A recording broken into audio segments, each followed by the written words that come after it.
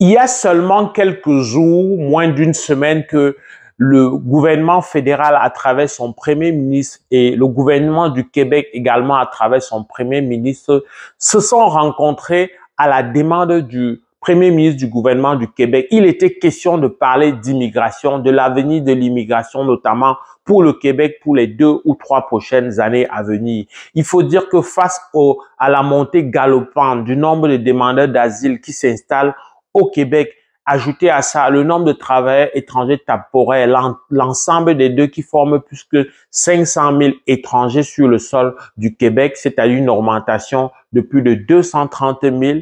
Alors cette inquiétude, voilà, fait en sorte que le gouvernement du Québec a formulé clairement les demandes suivantes.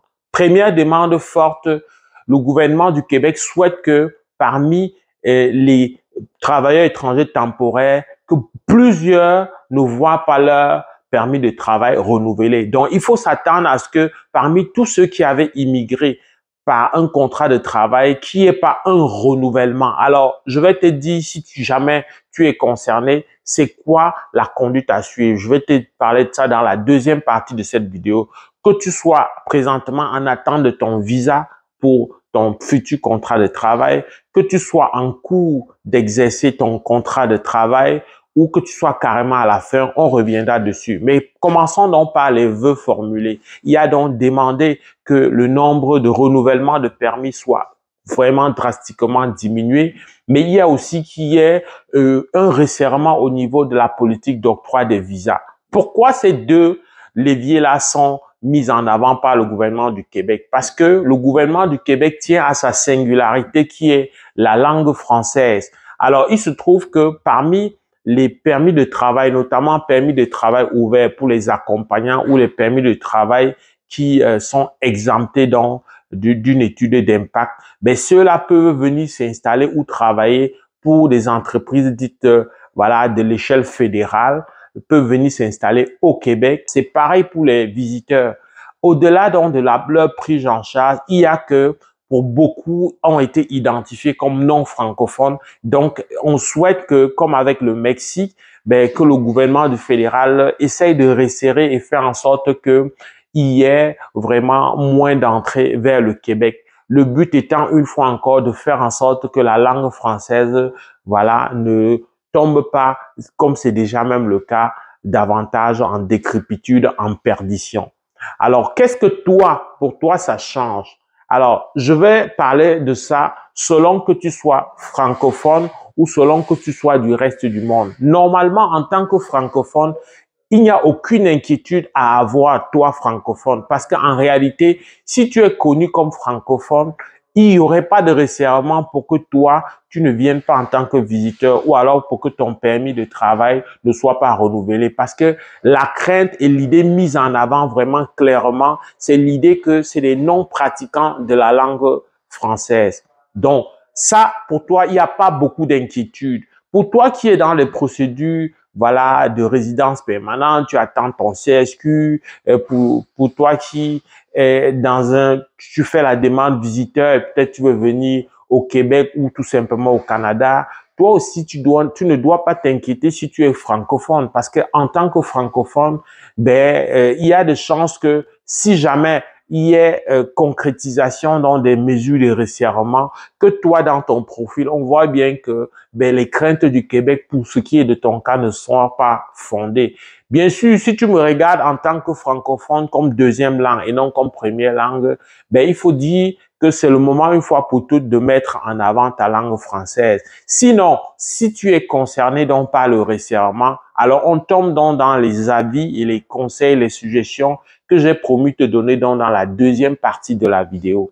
Alors, si jamais tu es en train de finir, de poursuivre ton contrat de travail ou tu viens de l'avoir et que tu crains qu'il ne soit pas renouvelé, je vais te redire ici ce que j'ai souvent dit. Alors, qu'est-ce que j'ai souvent dit? J'ai souvent dit que tu es payé, que c'est une pratique qui n'est pas licite, mais si tu as payé ou tu as obtenu ton contrat de travail de manière régulière, ce qu'il faut toujours garder en tête, c'est en fonction donc du type d'emploi, de la catégorie d'emploi, il y a une conduite à suivre. Si tu es clairement dans un métier donc de faire 4 et 5, c'est-à-dire qu'on va dire des métiers de manœuvre, mais c'est sûr qu'il n'y a pas de programme pour toi pour immigrer définitivement.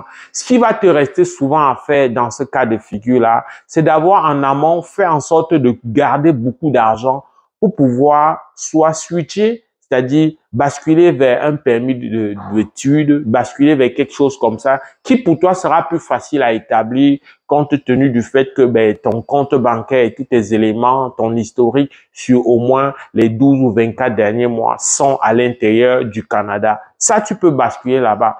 Mais toi qui as probablement un travail de faire 3, comme c'est la plupart du temps, je pense aux cuisiniers, je pense aux préposés, aux bénéficiaires, notamment plus précisément aux aides-soignants, je pense aux soudeurs, etc.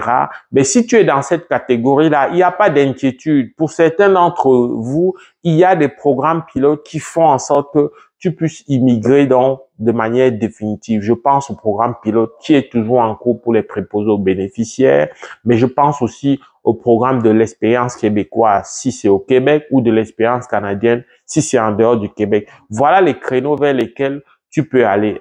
N'oublie toujours pas que si jamais tu as un conjoint, le conjoint aussi, le profil du conjoint peut aussi entrer dans la balance pour pouvoir voir les possibilités, pour pouvoir voir ce qu'il y a de mieux pour toi.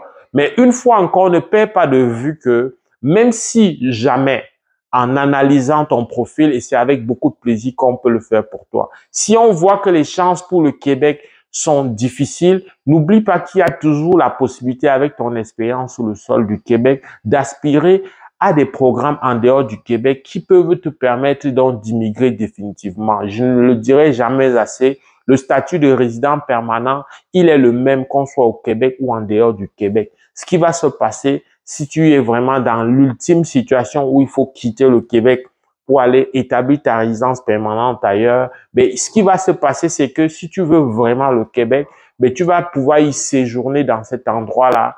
Dis-toi bien que c'est question, par exemple, de bénéficier de cette diversité linguistique et donc à tout moment, en tant que résident permanent, la loi te permet de te réinstaller n'importe où tu veux à condition de pouvoir justifier, voilà, d'un manque de prospérité, d'un essor dans la province qui t'a accueilli. J'espère que cette vidéo va venir t'aider à voir que oui, c'est vrai, on parle beaucoup de resserrement dans les 2 ou 3 prochaines années, mais il faut que tu saches qu'il y a des arrière-pensées de concurrence politique, il y a des arrière-pensées d'opinion publique parce que l'opinion conservatrice, l'opinion des conservateurs domine, l'opinion qui vise à réduire l'immigration. L'ironie, c'est que, et garde ça bien à l'esprit, ça va t'aider à être vraiment, avoir le moral, à maintenir ton moral au beau fixe. L'ironie, c'est que, tous ces travailleurs étrangers qui sont là, et pour qui on demande de ne pas renouveler, ils sont en emploi. C'est pas comme s'ils erraient dans la société.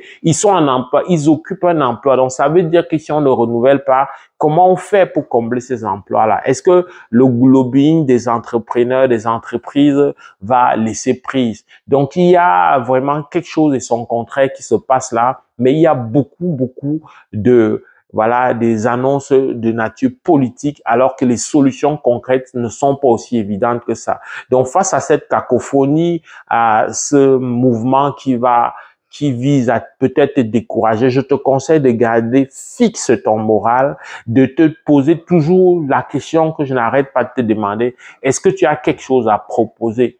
Est-ce que le Québec ou le Canada veut quelque chose que tu as?